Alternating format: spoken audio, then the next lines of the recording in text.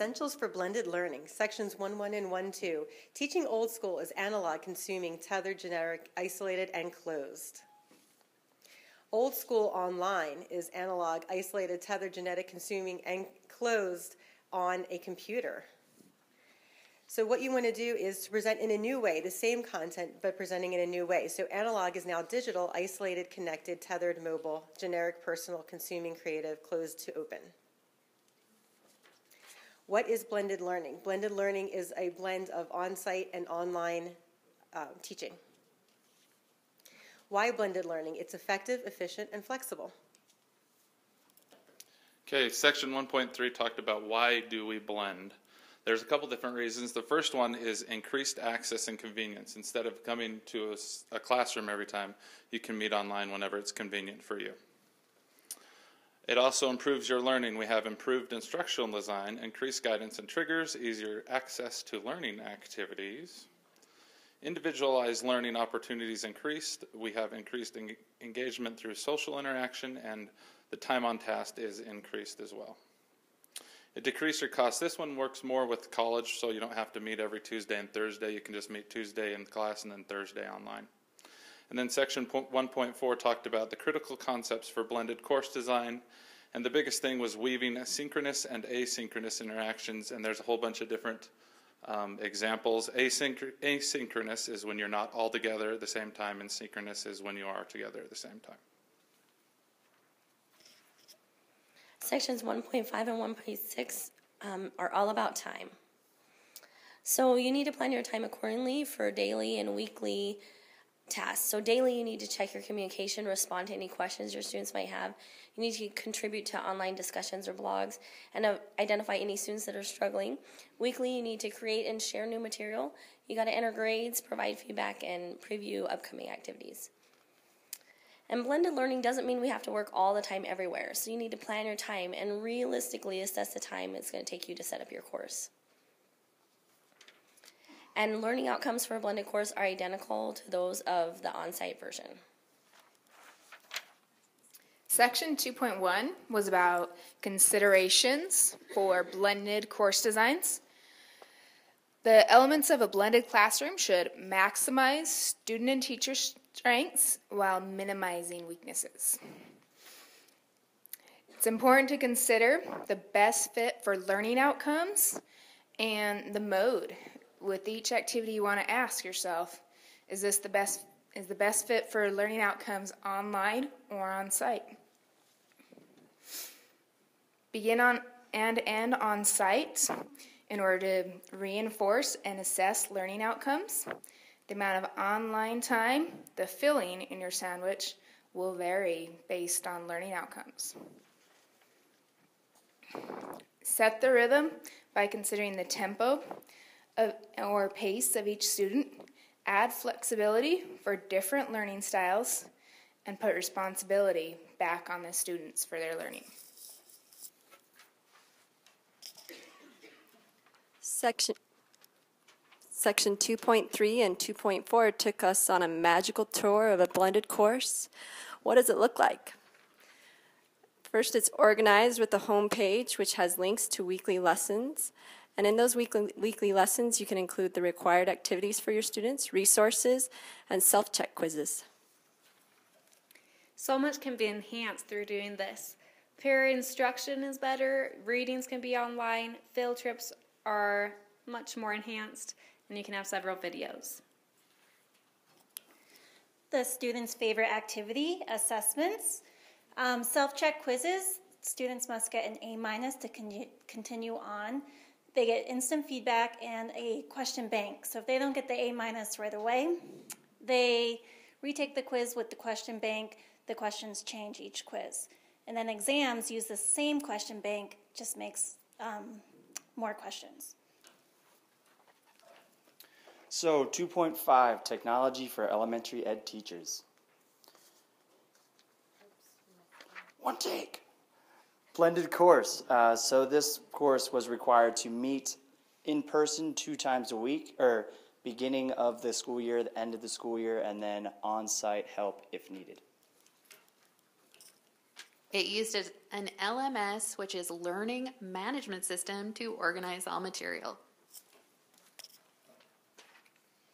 They communicated through two different types of videos: screencasting, where the video was projected and you could see the screen of the user, and then asynchronous video, so that they communicated over time during the week rather than live. The assessments were pre and post assessments, as well as projects and portfolios, all done online. But they also emphasized the most important part, which is to actually see the child face to face, chat and check in. Section 3.1 through 3.2 discusses engagement, heart and mind, and interaction. Engaging heart means building confidence, which means creating passion and desire for learning. Engaging the mind, for example, is classroom discussions or any content-related items. Students are more engaged when there are different types of interactions. There should be student-to-instructor interaction, student-to-student interaction, and student-to-content interaction. Human interaction is needed for emotional engagement. Section 3.3 talked about interaction to engage learners. It's important that you're still engaging. A boring teacher will result in a boring online class, so it's important to be exciting. There are two ways that you can meet, face-to-face and online. The advantage or the disadvantage to face-to-face is there's a limited amount of time that you can interact, whereas online, it's open 24 hours.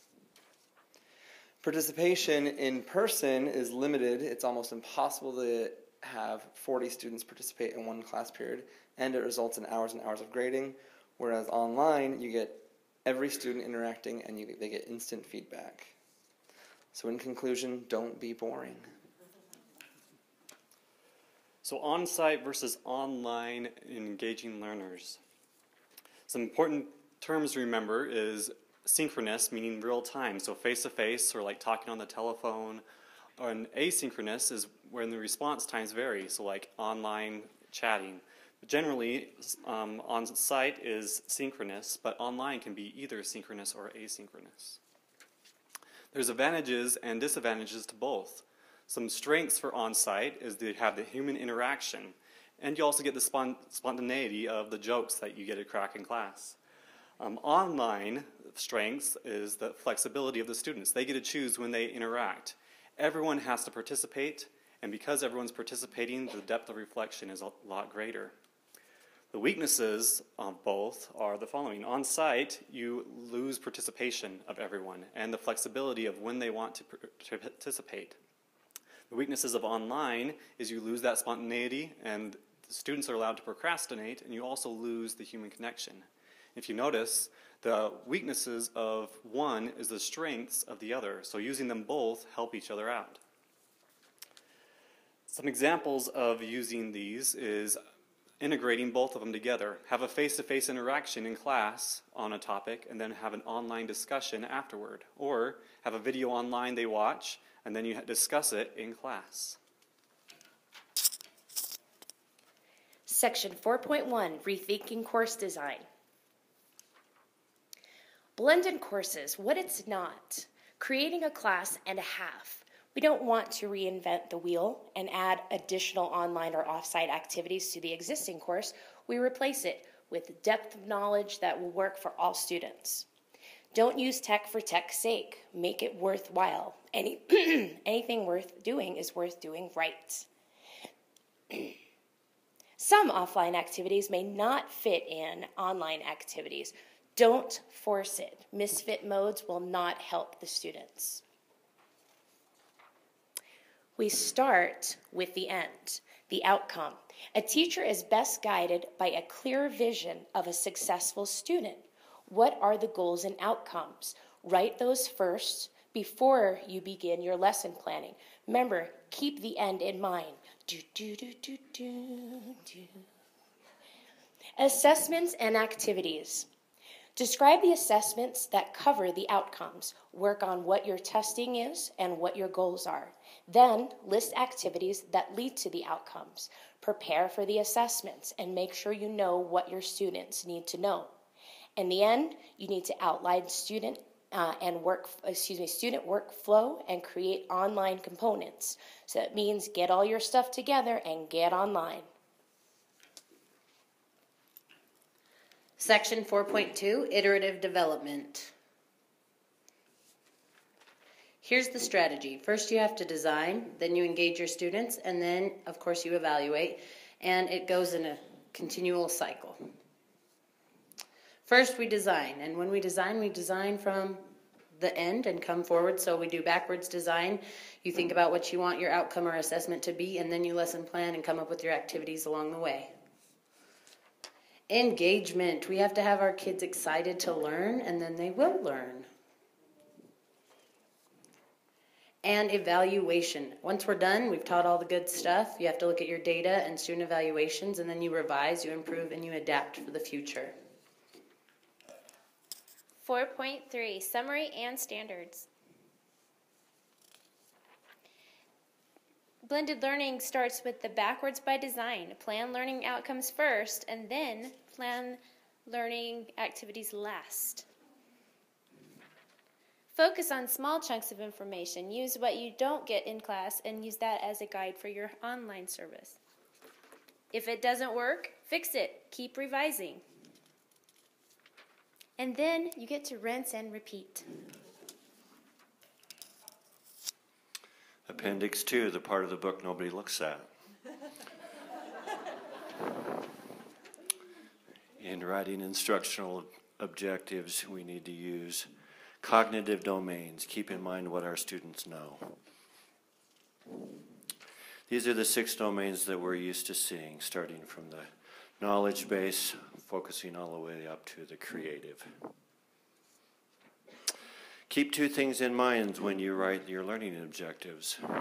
What do my students already know, and how can I match the objective to these domains?